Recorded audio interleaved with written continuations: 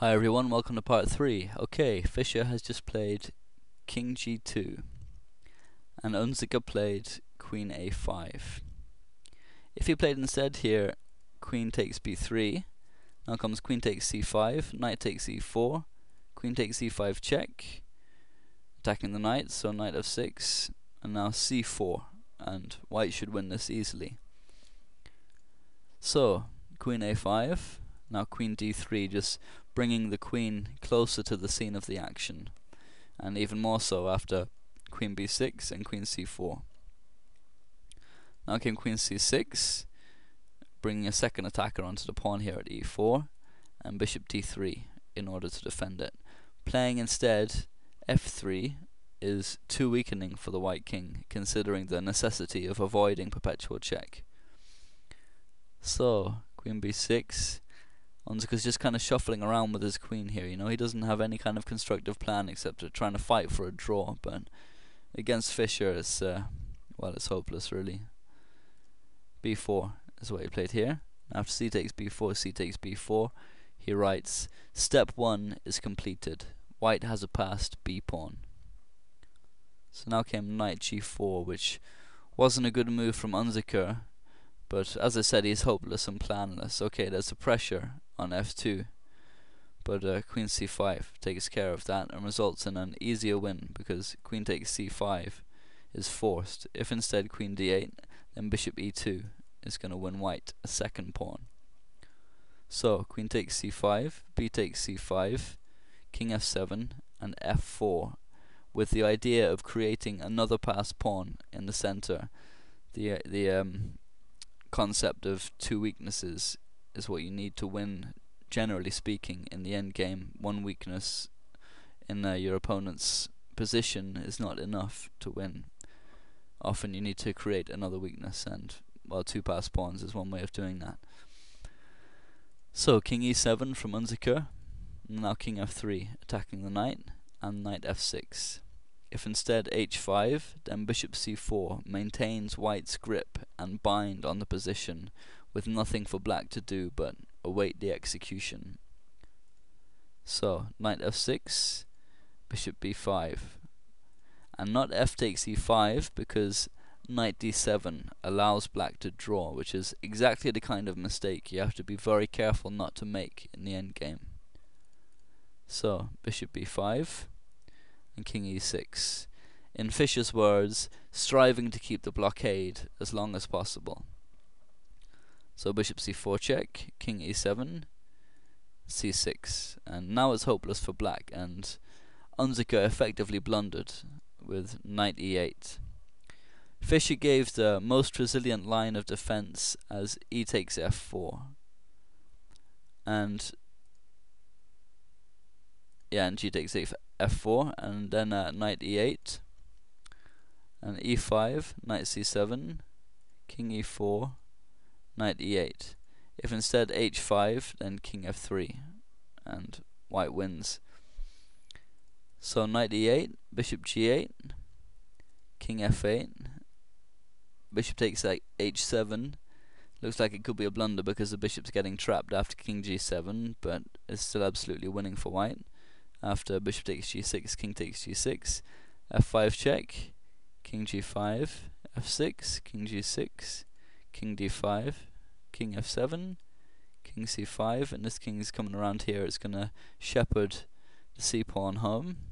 So King E6, King B6, and White wins. There's no way to stop this pawn from queening.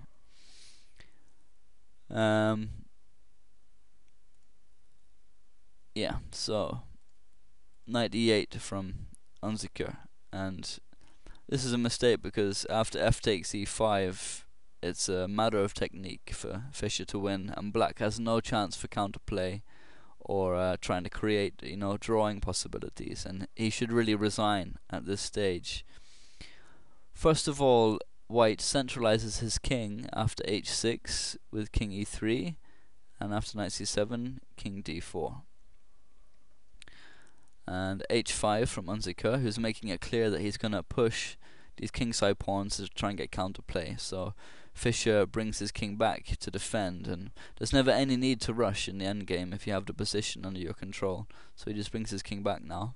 King e3 and then g5, bishop e2, h4, g takes h4, g takes h4, and bishop c4, returns to c4 because from the square it's dominating the knight. Knight's got no forward movement now, all these squares are controlled by the bishop.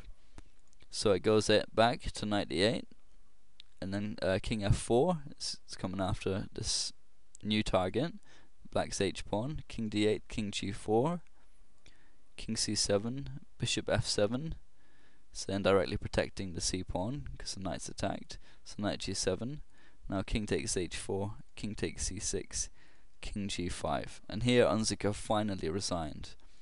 A sample continuation goes king d7, king f6, knight e8 check, bishop takes c8, king takes e8, e6, and black can do nothing in order to stop himself from being mated after this pawn queens.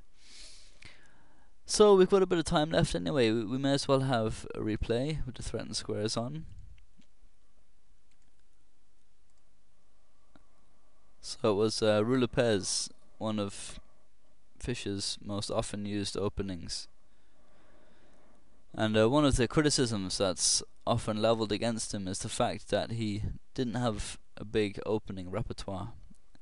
But as I've said before, the Rue Lopez, or the Spanish game, is sometimes known as the Spanish torture, and the reason for it is that when it's played correctly by white, which in Fischer's case it always was, it takes a very long time for black to equalize in the position. And when you're playing against someone as accurate as Fischer, that advantage can almost always be transferred into a win. When you're playing someone with his accuracy, and so it can hardly be held against him. Why stop using an opening if it always works for you? I mean, you see grandmasters these days, almost all of them play g4, or sorry, not g4, d4 at least some of the time as an opening. And Kasparov, for example, was very versatile with his openings. He could just play e4, d4, whatever. And Fischer did switch to c4 later in his career, notably in his matches against Spassky.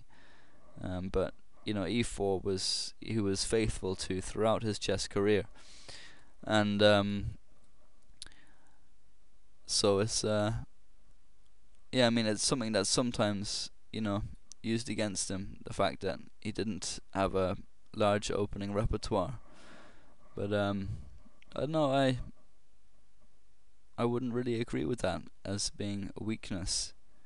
So I always play e4 myself, so maybe I'm biased, but I don't see completely why it's a problem. Although these days with the theory in the Sicilian, sometimes disencourages players from playing e4, but personally I think that's a bit exaggerated, and I'd actually be more concerned about Petrov's defense, which is irritatingly equal. At least it seems that way whenever I play against it. But as you saw here anyway, that was a brilliant endgame play from Fischer, and I think along with Capablanca he was one of the, if not the greatest, endgame players in the history of the game. And it's a mark of a true chess genius when their endgame is the best. I mean, anyone can learn the openings and play the openings accurately, but almost every endgame is different, and so there's no rehearsals with endgame. It's almost always completely over the board, except with a few often recurring positions. Generally speaking, the endgame is different, and it's also the part of the game where it's easiest to make mistakes that lose the game. And so being accurate in the endgame is of course vital if you want to have a successful chess career. So that's it anyway, a great game from Fischer to get this series going. I hope you enjoyed it, and please leave any comments or thoughts. Thanks very much.